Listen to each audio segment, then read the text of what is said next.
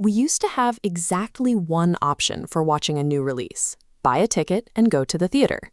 Today, deciding between the cinema and your living room is an active, daily choice you have to make. Choosing the theater requires real investment. You are carving out time to travel, paying a premium per ticket, and committing your undivided attention for 2 straight hours. Staying home offers the exact opposite.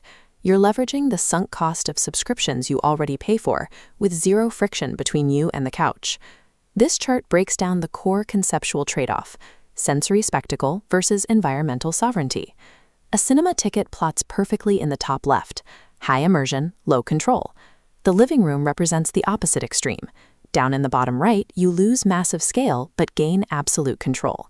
This leaves us wrestling with a constant dilemma. Viewers struggle to know if the friction of theaters is worth the payoff, or if defaulting to home convenience is ruining the intended cinematic experience.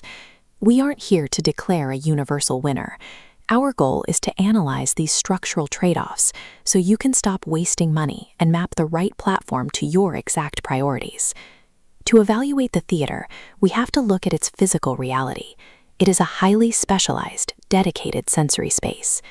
Walking down that dark, carpeted aisle almost immediately isolates you entirely from the noisy distractions of the outside world. The architectural design forces your focus onto a massive screen scale, envelops you in Dolby surround sound, and surrounds you with the collective, immediate energy of an audience reacting together.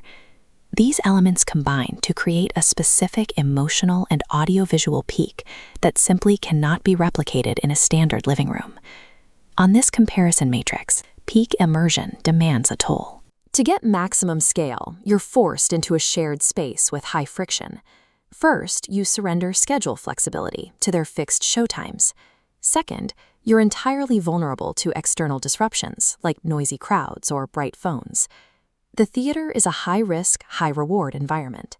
Experiencing maximum immersion strictly demands a high tolerance for social and logistical friction. Streaming at home strips all of that away, establishing itself as our default zone of comfort. You utilize existing monthly subscriptions without leaving the house, bypassing queues, traffic, and travel times entirely. Back to the matrix, the ultimate benefit of OTT is environmental sovereignty, total control over the viewing space with low friction, but diluted scale. You gain the power to pause, rewind missed dialogue, toggle subtitles, and dictate your exact snacks.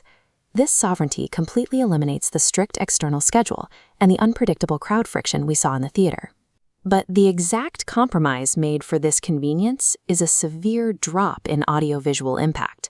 Viewing massive, big-budget blockbusters on smaller home screens strips them of their intended magnitude. The visual scale and acoustic punch are heavily diluted. And while you escape the theater crowd, you introduce unique domestic disruptions: family commentary, household chores pulling your focus, and the constant temptation of a second screen. OTT streaming trades the ceiling of sensory awe for a guaranteed, risk-free baseline of comfort and absolute physical control. Knowing these trade-offs allow us to build a practical, actionable strategy for choosing your screen.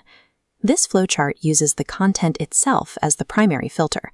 We start by asking, what is the primary genre?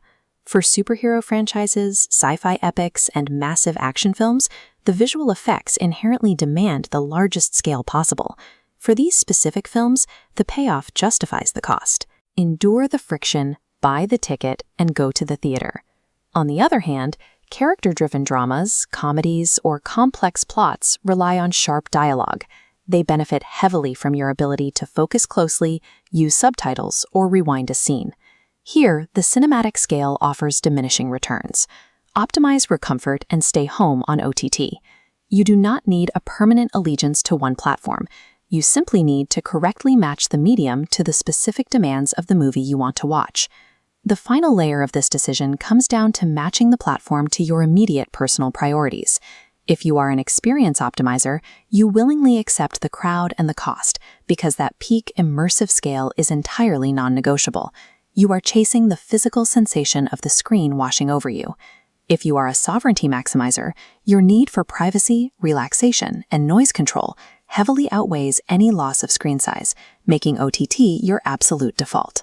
And if you are a content tactician, you treat theaters strictly as a premium add-on for visual blockbusters and reserve OTT for absolutely everything else. The ultimate viewing experience isn't about dogmatically choosing a side. It is about strategically controlling when to surrender to the spectacle and when to command your own environment.